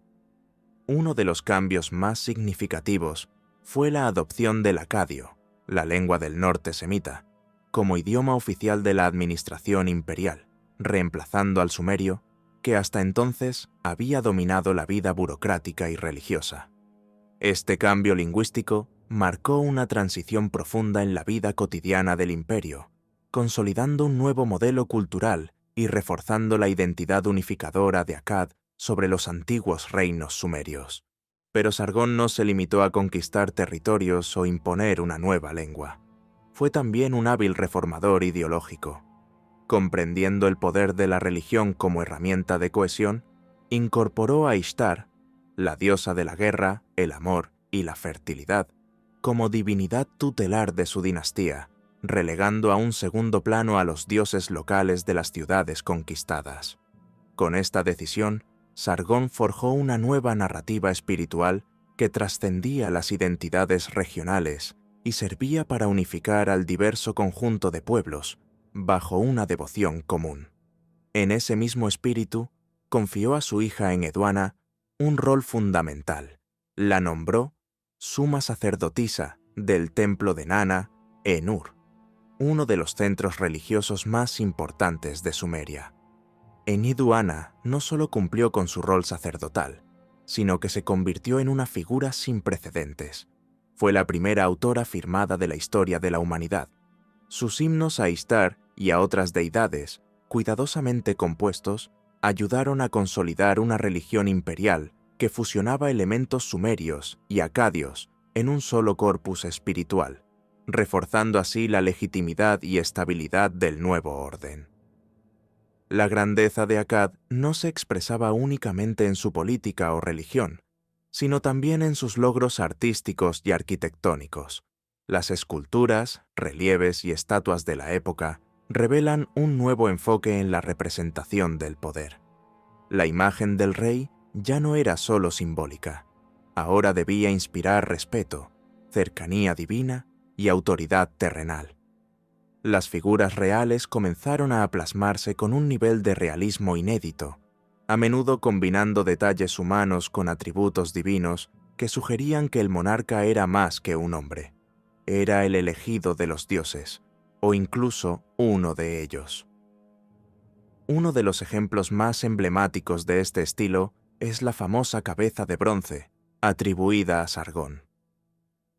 Tallada con un virtuosismo técnico sorprendente, esta escultura presenta una expresión serena pero poderosa, una barba meticulosamente trenzada y una mirada penetrante que aún hoy conmueve por su fuerza. Es un testimonio tangible del nivel de sofisticación alcanzado por los artistas de Akkad y, al mismo tiempo, una declaración de cómo se concebía el poder en el primer imperio del mundo. El imperio de Akkad alcanzó su punto culminante bajo el mando de Naram-Sin, nieto de Sargón, un gobernante ambicioso y enérgico que llevó a la dinastía a sus más altas cotas de poder militar y prestigio. Bajo su reinado, las fronteras se expandieron aún más, los enemigos fueron doblegados con contundencia y la figura del rey alcanzó un nuevo nivel de sacralización. En un acto sin precedentes, Naram-Sin se autoproclamó Dios viviente, adoptando para sí el título de Rey de las 4 regiones del mundo, y ordenando que se le rindiera culto en vida, algo que escandalizó incluso a las élites religiosas de su tiempo.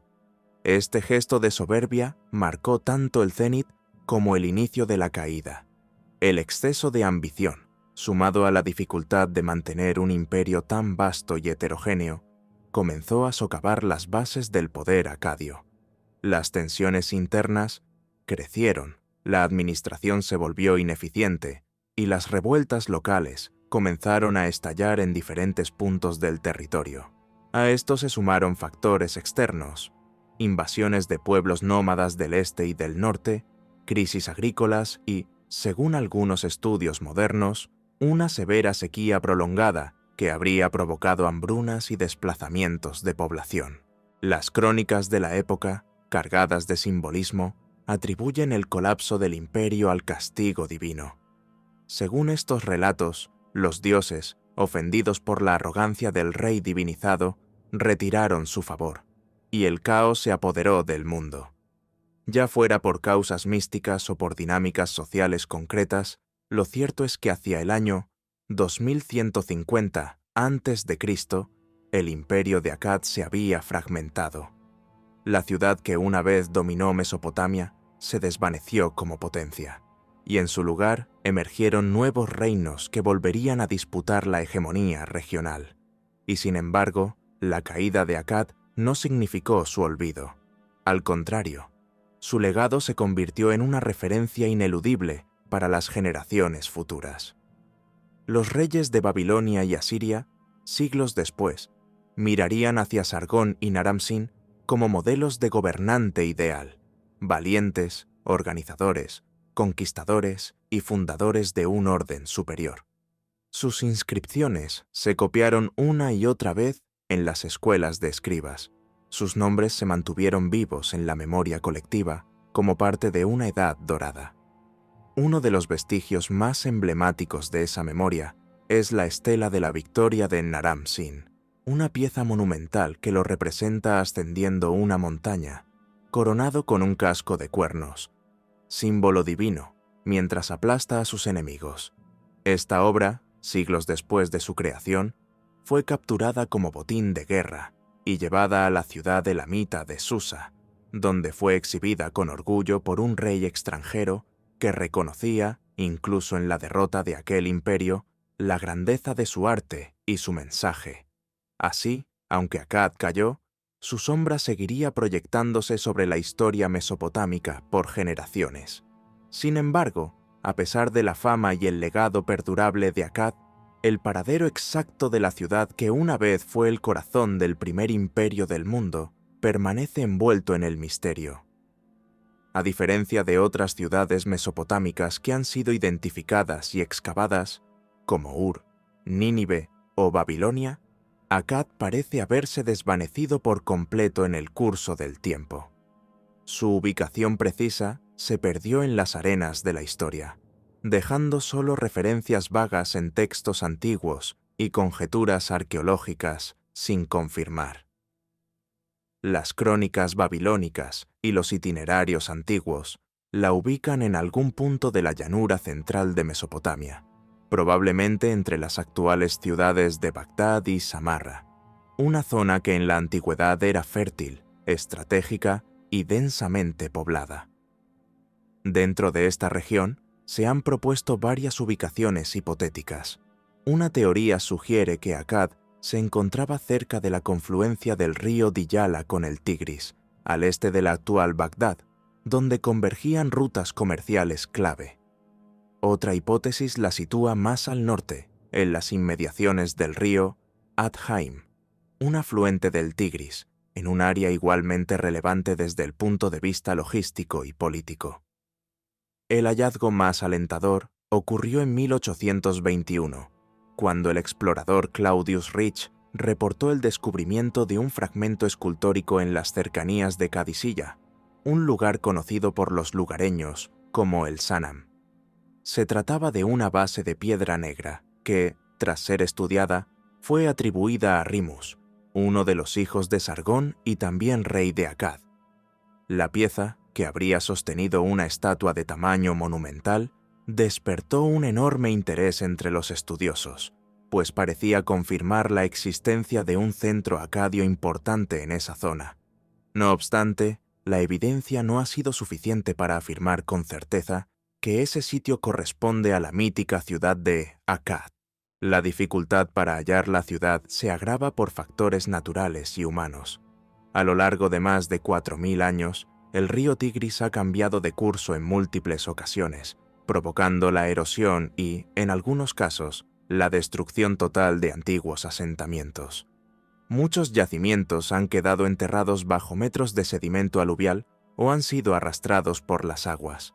A eso se suma la expansión urbana moderna.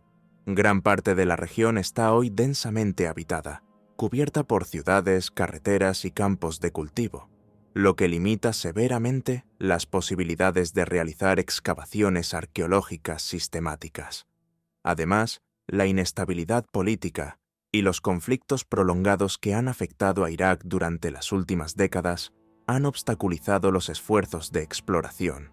La inseguridad en el terreno, la falta de recursos y la destrucción de patrimonio arqueológico durante períodos de guerra han dejado a los investigadores con escasas oportunidades para avanzar. Aún así, el deseo de encontrar Akkad no ha desaparecido. Para muchos arqueólogos, hallar sus ruinas sería el equivalente a descubrir una piedra angular de la civilización humana, una clave fundamental para comprender los orígenes del poder imperial, la organización estatal y la identidad cultural de la antigua Mesopotamia. Hoy, encontrar Akkad continúa siendo uno de los desafíos más intrigantes de la arqueología mesopotámica. Su redescubrimiento no solo resolvería un antiguo enigma geográfico que ha desconcertado a generaciones de estudiosos, sino que también abriría una ventana única al pasado. Nos permitiría explorar, con evidencia tangible, cómo concebían los primeros gobernantes de la humanidad el diseño de una capital imperial, cómo organizaban sus templos, sus palacios, sus archivos, y cómo proyectaban en piedra y arcilla su visión del poder absoluto. Excavar Akkad sería como desenterrar el alma del primer imperio. Permitiría comprender cómo se estructuraba el día a día de una metrópolis que por primera vez en la historia articuló una civilización bajo una sola corona. ¿Qué símbolos usaban? ¿Qué tecnologías aplicaban? ¿Qué historia querían dejar grabada para la posteridad? Todo eso permanece en silencio, bajo la tierra, esperando ser revelado. Mientras tanto, el legado de Akkad perdura en las crónicas, en las inscripciones copiadas por escribas de civilizaciones posteriores, y en las leyendas que rodean a figuras como Sargón y Naram-Sin. Su memoria sigue viva, inspirando a arqueólogos, historiadores y amantes del pasado a seguir buscando. Porque quizás, en algún rincón olvidado entre el Tigris y el Éufrates, aún duerme bajo siglos de arena la ciudad que un día soñó con gobernar el mundo. Así concluye la historia de Akkad, la capital perdida del primer imperio de la humanidad. Una historia que, aunque marcada por el silencio de las ruinas, sigue hablando con fuerza a través del tiempo. Sargón construyó un imperio desde las sombras. Anón navegó hacia lo desconocido. Ambos dejaron huellas que, miles de años después, seguimos intentando descifrar. Pero no todas las huellas están enterradas bajo la arena. Algunas cuelgan de los muros de una catedral, bordadas con hilo y silencio. Un tapiz que narra una invasión, un tesoro hundido en un mar de lodo, y una tumba real olvidada bajo una ciudad moderna. No es ficción. Todo esto ocurrió, y aún hoy seguimos buscando respuestas. La historia del tapiz de Bayeux es, sin duda, una de las más fascinantes del mundo medieval. A simple vista, parece una pieza decorativa, una obra bordada con finura. Pero bajo cada hilo, cada escena, cada gesto de sus personajes, se esconde un relato de ambición, traición, guerra y legitimación del poder. Aunque se le conoce como tapiz, en realidad no está tejido, sino bordado sobre lino, extendiéndose a lo largo de más de 70 metros. Su técnica y tamaño lo convierten en una de las obras más extraordinarias que nos ha legado la Edad Media. Esta obra maestra narra con minuciosidad los acontecimientos que condujeron a la conquista normanda de Inglaterra en 1066, culminando en la célebre batalla de Hastings. Pero no solo eso, también nos ofrece una ventana única a la cultura, la política y la visión del mundo de la época. Lo que hoy vemos como arte, en su tiempo, fue también una herramienta de poder. La narrativa del tapiz comienza con la muerte del rey Eduardo el Confesor, un evento que desató una de las crisis sucesorias más famosas de la historia inglesa. Con la corona en juego, Harold Godwinson, cuñado de Eduardo, fue coronado rey de Inglaterra, pero su legitimidad fue puesta en duda casi de inmediato por Guillermo, duque de Normandía, quien afirmaba que el propio Eduardo le había prometido el trono. El tapiz representa este conflicto como una cadena de eventos inevitables, cargados de simbolismo, juramentos rotos, señales divinas y confrontaciones militares. A través de casi 60 escenas, el tapiz detalla desde las negociaciones diplomáticas y las traiciones políticas, hasta la preparación militar y la batalla final. Cada figura, cada nave, cada estandarte, está cuidadosamente bordado. Pero más allá del detalle estético, lo que cautiva es su capacidad para contar una historia con una claridad visual excepcional. Creado a finales del siglo XI, el tapiz fue conservado en Bayeux, una ciudad al norte de Francia, hasta nuestros días.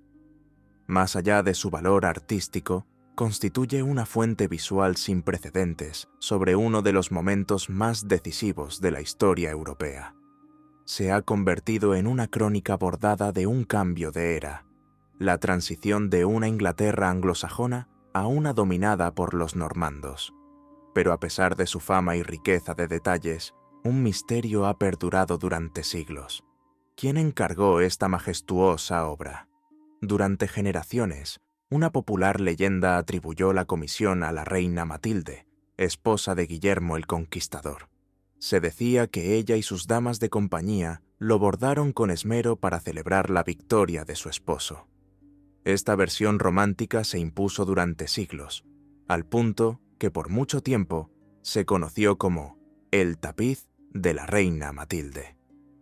Sin embargo, ningún documento contemporáneo respalda esta historia. No hay registros, crónicas ni referencias que confirmen su participación, y los estudios modernos la consideran más un mito nacionalista que una realidad histórica. En cambio, la mayoría de los historiadores contemporáneos señalan a otro personaje con peso político y eclesiástico como el verdadero mecenas de la obra, el obispo Odo, de Bayeux, medio hermano de Guillermo. Odo fue una figura clave en la consolidación del nuevo régimen normando tras la conquista. No solo fue obispo, sino también conde de Kent y uno de los hombres más poderosos de Inglaterra. El propio tapiz parece reforzar esta hipótesis. Odo aparece en él en numerosas escenas, algunas de gran protagonismo, siendo superado solo por Guillermo y Harold. En una escena lo vemos bendecir un banquete para el ejército normando antes de la batalla. En otra, arenga a las tropas en medio del combate. Esta presencia reiterada no parece accidental. Es probable que Odo quisiera asegurarse de dejar constancia de su papel como guía espiritual y figura clave en la conquista. A esto se suma un hecho relevante. El tapiz fue hallado en la Catedral de Bayeux, una iglesia construida por el propio Odo y consagrada en 1077. Muchos creen que fue en ese evento, en la dedicación de la catedral, cuando el tapiz fue mostrado por primera vez al público. La escena habría sido impactante. Un tapiz de casi 70 metros, desplegado a lo largo de la nave, narrando con imágenes la legitimidad del nuevo orden normando. No era solo arte, era propaganda. Otro detalle significativo es la inclusión en el tapiz de personajes secundarios sin gran relevancia histórica, como Godard y Vital, cuyos nombres aparecen en el Domesday Book como vasallos de Odo. Esta inclusión sugiere que Odo no solo buscaba contar la historia oficial, sino también homenajear a sus allegados, consolidando su red de poder. A lo largo del tiempo han surgido otras teorías. Algunos académicos han propuesto que fue el propio Guillermo quien encargó el tapiz como una forma de inmortalizar su victoria. Otros sugieren que pudo haber sido otra figura de la nobleza normanda. Una hipótesis más arriesgada plantea que el encargo vino de una noble anglosajona, Edith de Wessex, viuda de Eduardo el Confesor y hermana de Harold. Esta teoría se apoya en el tratamiento relativamente digno que reciben algunos anglosajones en la obra, como si el narrador o el comitente buscara matizar el relato de la derrota. Sin embargo, esta última interpretación no ha ganado mucho respaldo. El peso de las evidencias, desde las apariciones de Odo hasta la ubicación original del tapiz y los nombres mencionados, apuntan con fuerza a él como el responsable. Hoy, aunque no existe una prueba definitiva, la hipótesis de Odo como comitente es ampliamente aceptada, no solo por su rol político y religioso, sino porque el tapiz encaja perfectamente con su necesidad de mostrar la conquista como justa, bendecida por Dios y apoyada por la Iglesia. Y es que, más allá de su valor estético, el tapiz de Bayeux fue, ante todo, un instrumento de persuasión. Cada escena, cada hilo, fue diseñado para contar una versión concreta de la historia. Una versión en la que la invasión normanda no fue una agresión, sino una restauración del orden legítimo. Una visión en la que los vencedores no solo eran poderosos, sino también justos. Así, lo que parece a simple vista una obra de arte bordada con esmero, fue también una poderosa herramienta política. El tapiz de Bayeux no solo ilustró una conquista, la justificó ante el mundo. Y mientras sus hilos narran una historia de guerra y ambición, también tejen otro relato más sutil, el de la propaganda medieval, el poder de la imagen y la necesidad eterna de los poderosos de controlar la narrativa. Así como el tapiz de Bayeux nos muestra cómo el poder puede bordarse con hilo y aguja para conquistar legitimidad, la historia de Juan Sin Tierra nos enseña cómo ese poder, mal manejado, puede hundirse, literalmente, bajo las aguas. Varios siglos después de la conquista normanda, Inglaterra volvió a ser escenario de inestabilidad. En 1199, tras la muerte del legendario Ricardo Corazón de León, el trono pasó a su hermano menor, Juan. A diferencia de su hermano, Juan no había sido educado ni preparado para gobernar. No recibió feudos importantes, de ahí su sobrenombre, Lackland, el sin tierras. Desde los primeros años, su reinado estuvo marcado por el desastre. En 1204, Juan perdió el ducado de Normandía a manos del rey Felipe II de Francia, un golpe catastrófico para la corona inglesa.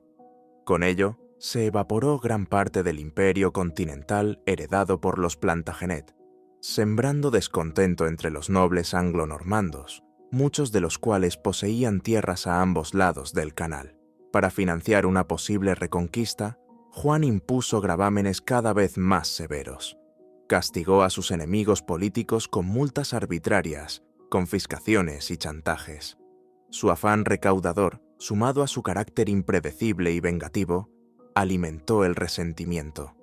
Los cronistas de la época no lo retratan con amabilidad. Lo describen como cruel, rencoroso y paranoico, un hombre que gobernaba con el puño cerrado y la confianza de pocos.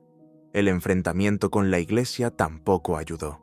En 1207 se negó a aceptar al candidato del Papa para el arzobispado de Canterbury, lo que provocó su excomunión en 1209.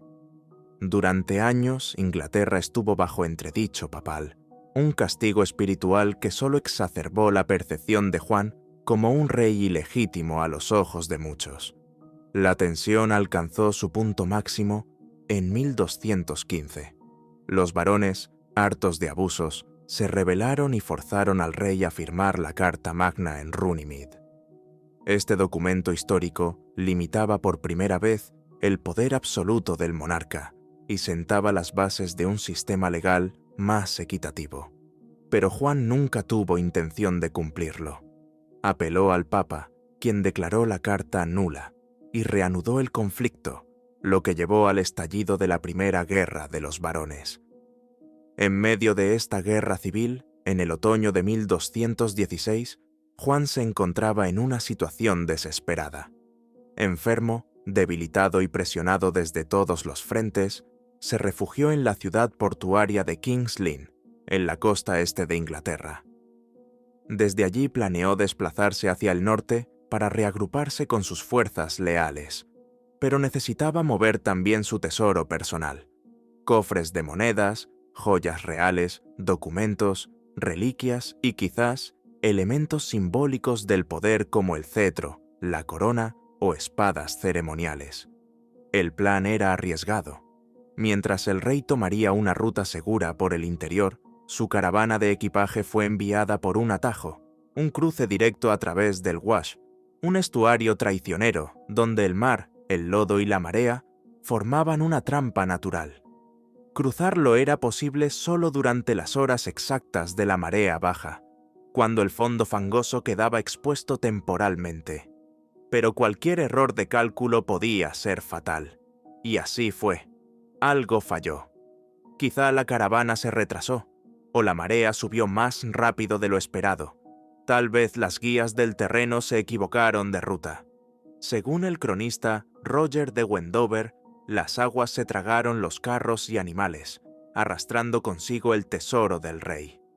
Oro, documentos, armas, reliquias, todo desapareció bajo el fango en cuestión de minutos. Wendover lo describe como un castigo divino, una escena casi bíblica donde la tierra se abre para castigar a un monarca corrupto.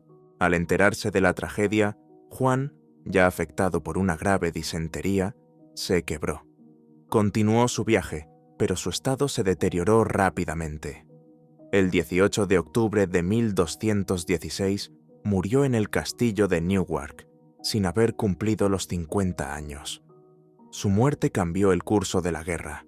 Muchos varones rebeldes se reconciliaron con la corona, jurando lealtad al joven Enrique III, su hijo de apenas 9 años. Pero el tesoro, ese nunca fue encontrado. Y así nació una leyenda que ha sobrevivido durante más de 8 siglos. ¿Qué llevaba exactamente aquella caravana? La imaginación popular ha rellenado los huecos con versiones cada vez más ricas. Se habla de monedas de oro, de reliquias sagradas, del cofre personal del rey, de los registros reales y hasta de la mítica espada de Tristán, un objeto relacionado con la leyenda artúrica y que habría formado parte de las joyas de la corona.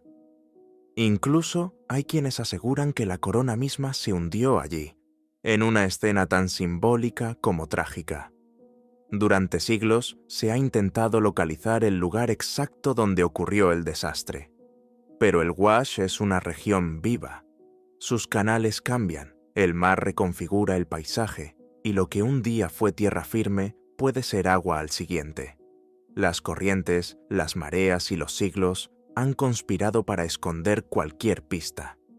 En el siglo XIX y XX se realizaron varias expediciones de búsqueda, sin éxito. En los últimos años, investigadores han empleado tecnología moderna como escáneres, lidar y radar de penetración terrestre para reconstruir la geografía del Wash en tiempos de Juan. Algunas anomalías en el subsuelo han despertado esperanzas, pero hasta ahora nada ha sido hallado. A pesar de ello, el mito persiste, porque el tesoro perdido de Juan sin tierra no es solo una búsqueda arqueológica, es un símbolo. Representa un poder que se creyó invulnerable, pero que se desplomó por su propia arrogancia. Representa un momento donde la historia cambió, no solo por guerras y tratados, sino por decisiones mal tomadas, errores de juicio, y quizás por la marea. Así, mientras el tapiz de Bayeux borda con orgullo la legitimidad de una conquista, el desastre del Wash ilustra su opuesto, la ruina del poder sin apoyo, sin sabiduría, sin visión. Dos relatos separados por siglos, pero unidos por un hilo invisible. La historia no solo se escribe, a veces también se entierra. Así como el tapiz de Bayeux celebró una conquista y el tesoro de Juan sin tierra encarnó un colapso, otra historia, más silenciosa pero igual de intrigante, permanece enterrada, literalmente, bajo los cimientos del tiempo. El paradero perdido del rey Enrique I de Inglaterra. Fue un monarca discreto en comparación con otros reyes de su dinastía, pero su reinado fue decisivo para consolidar el poder real y dar forma a la administración del joven reino anglo-normando. Hijo menor de Guillermo el Conquistador, Enrique no estaba llamado a reinar. Sin embargo, el destino y la desaparición prematura de sus hermanos mayores le abrieron el camino. Subió al trono en el año 1100, tras la sospechosa muerte de su hermano Guillermo II en un accidente de caza. A diferencia de muchos de sus contemporáneos, Enrique era educado, meticuloso y profundamente interesado en los asuntos de gobierno. Por esta razón, fue apodado Beauclerk, el bello escritor, una rareza en una época en la que pocos monarcas sabían siquiera leer. Durante sus 35 años de reinado, se centró en fortalecer las instituciones del reino, mejorar el aparato judicial y garantizar la unidad entre la nobleza normanda y la población anglosajona.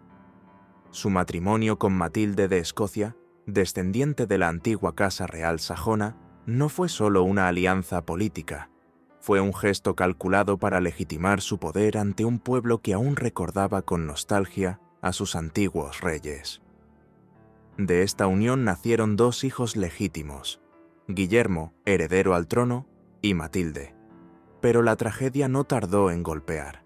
En 1120, el joven Guillermo murió en el desastre del Barco Blanco, un naufragio en el Canal de la Mancha, que también se llevó consigo a decenas de jóvenes nobles. La pérdida de su único hijo varón devastó a Enrique y puso en jaque la sucesión. Ante la falta de alternativas, nombró heredera a su hija Matilde, quien para entonces ya era viuda del emperador del Sacro Imperio Romano Germánico.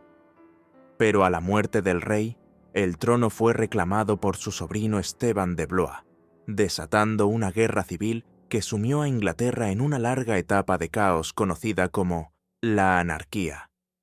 Enrique murió en Normandía, en diciembre de 1135. Según las crónicas de la época, su fallecimiento fue consecuencia de una excesiva ingesta de lampreas, un pez similar a una anguila, muy apreciado por la nobleza, pero también conocido por su digestión difícil. Se dice que su pasión por este manjar lo llevó, literalmente, a la tumba. El protocolo de la época exigía que los cuerpos reales fueran tratados con la máxima solemnidad, pero el invierno y la distancia presentaban un desafío logístico. El cuerpo fue embalsamado, sus órganos internos retirados y enterrados en suelo normando. El resto fue salado, envuelto en pieles y transportado con grandes dificultades hasta Inglaterra. La travesía fue ardua, y según algunos relatos, el olor de la descomposición era tan fuerte que provocó la muerte de uno de los encargados de custodiar el cuerpo. Finalmente, en enero de 1136, el cuerpo de Enrique fue sepultado en la abadía de Reading, una institución religiosa fundada por él mismo en 1121 con el propósito expreso de convertirse en su lugar de descanso eterno. Durante siglos, Reading Abbey fue un centro de poder religioso y un lugar de peregrinaje, el rey fue enterrado frente al altar mayor, con todos los honores. Su tumba se convirtió en símbolo de la continuidad dinástica y del orden establecido. Sin embargo, el tiempo y los hombres no fueron misericordiosos con su legado. En el siglo XVI, más de 400 años después, la Inglaterra de Enrique VIII rompió con Roma. En su afán por controlar la Iglesia y sus riquezas, el rey ordenó la disolución de los monasterios. En 1539, Reading Abbey fue clausurada, sus bienes confiscados, sus monjes expulsados y su último abad ejecutado por traición. El monasterio fue saqueado, sus estructuras utilizadas como cantera para otros edificios, sus tumbas profanadas. Según relatos posteriores, el ataúd de Enrique I estaba forrado de plata, lo que lo convirtió en un blanco atractivo para saqueadores.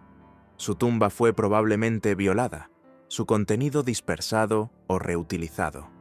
Lo que alguna vez fue un mausoleo real terminó reducido a ruinas y olvido. Con el paso del tiempo, la ciudad creció. Sobre los restos de la abadía se levantó una prisión victoriana en el siglo XIX y más tarde una escuela. Hoy, apenas una discreta placa en uno de los muros del lugar recuerda que allí, bajo capas de piedra, barro y asfalto, descansa un rey. A diferencia del tesoro perdido de Juan sin tierra, en este caso sabemos con certeza dónde fue enterrado: Enrique. Lo que ignoramos es si su cuerpo sigue allí, o si, como tantos restos del pasado, fue dispersado, movido o destruido sin dejar rastro. El hallazgo en 2012 del cuerpo del rey Ricardo III, bajo un aparcamiento en Leicester, revitalizó el interés por encontrar otros monarcas perdidos. En Reading se realizaron escaneos subterráneos por radar alrededor de los antiguos terrenos de la prisión, que arrojaron señales prometedoras, posibles estructuras subterráneas que podrían corresponder a criptas o tumbas. Incluso el príncipe William, descendiente directo de Enrique I, visitó el lugar en 2016 y manifestó su apoyo a una futura excavación. Pero hasta hoy, los permisos no han sido otorgados. La prisión ya cerrada sigue custodiando el misterio. Excavar en un terreno con tanta carga histórica y moderna es una tarea compleja, tanto por razones arqueológicas como legales. Mientras tanto, la tumba del rey Enrique I permanece en el limbo. Un monarca que consolidó la Inglaterra medieval, que reformó su gobierno y sentó bases duraderas, hoy yace, o quizá no, bajo un suelo que ha olvidado su historia. A lo largo de este viaje, hemos seguido el rastro del poder en sus formas más inesperadas, en la estrategia de un faraón que usó un río como trampa mortal, en la furia ancestral que hizo temblar al imperio más poderoso del mundo, en la visión de un niño de las estepas que conquistó medio planeta, en una nave que nunca disparó un solo cañón, y en una tumba que, aún hoy, se niega a ser encontrada. Son historias reales, historias que nos recuerdan que el poder no siempre ruge, a veces susurra, a veces desaparece, y otras simplemente espera bajo la tierra. Y si estas historias te han hecho pensar, sentir o mirar el pasado con otros ojos, te invitamos a formar parte de esta comunidad. Suscríbete, activa la campana y comparte este episodio con quienes creen que la historia no es un puñado de fechas, sino un eco que aún resuena en nosotros. Porque el poder cambia de rostro, pero nunca deja de buscarse. Nos vemos en el próximo capítulo.